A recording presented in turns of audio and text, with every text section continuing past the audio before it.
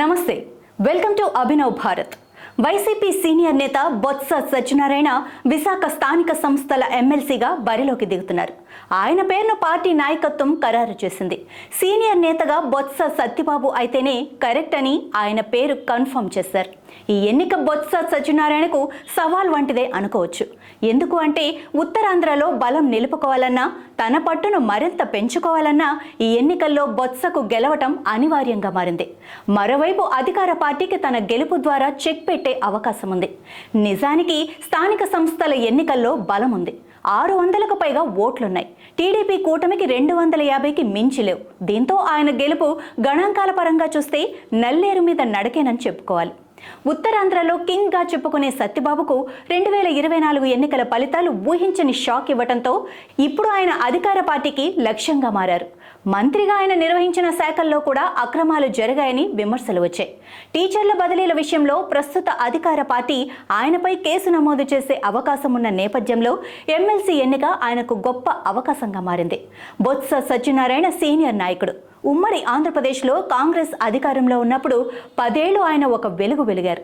2014 ఎన్నికల్లో కాంగ్రెస్ పార్టీ తరపున పోటీ చేసి రాష్ట్రంలో డిపాజిట్ వచ్చిన ఏకైక వ్యక్తిగా నిలిచిన ఓటమి పాలయ్యారు.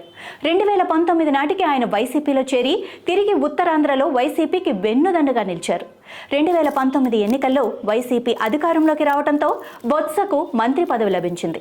పూర్తికాలం మంత్రిగా ఉన్న అతి కొద్ది మందిలో ఆయన కూడా ఒకరు. జగన్కు కూడా బొత్స సత్యనారాయణపై అంత నమ్మకం ఉండటంతో ఈసారి ఎన్నికల్లో జగన్ ఎవ్వరికీ ఇవ్వని ప్రాధాన్యత ఆయనకిచ్చారు. 2024 ఎన్నికల్లో ఆయన కుటుంబానికి 4 టికెట్లు ఇచ్చారంటే ఆయనపై ఎంత నమ్మకం ఉందో ఇట్టే అర్థం చేసుకోవచ్చు. జగన్ 5 ఏళ్లలో తీసుకున్న ప్రతి నిర్ణయాన్ని సమర్థిస్తూ అండగా నిలిచినందుకే ఆయనకు స్పెషల్ గిఫ్ట్ ఇచ్చారని అంటారు. అయితే మొన్నటి ఎన్నికల్లో కుటుంబంతో పోటీ చేసిన అందరూ ఓడిపోయారు.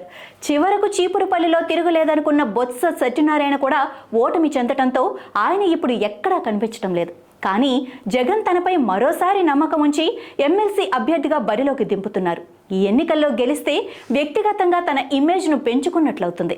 అధికారంలో ఉన్న పార్టీ ఖచ్చితంగా బొత్సను ఓడించేందుకు సర్వ శక్తులను ఒడుతుంది. అందుకే ఆయనకు ఇప్పుడు స్థానిక సంస్థల ఓటర్లను కాపాడుకోవటం కత్తి మీద సాముగా మారింది. ఇప్పటికే 12 మంది విశాఖ మున్సిపల్ కౌన్సిలర్లు టీడీపీలో చేరిపోయారు. మిగిలిన ఓట్లు చేజారిపోకుండా క్యాంపులను కండక్ట్ చేయాలి. ఆర్థిక బలం కూడా సత్యబాబుకు ఉంది. సత్యబాబు ఈ ఎన్నికల్లో గెలిస్తే 3 ఏళ్ల పాటు ఈ పదవిలో కొనసాగే అవకాశం ఉంది. మొత్తానికి విశాఖ ఎమ్మెల్సీ ఎన్నిక ఏపీ రాజకీయాల్లో రసవత్తరంగా మారనుంది.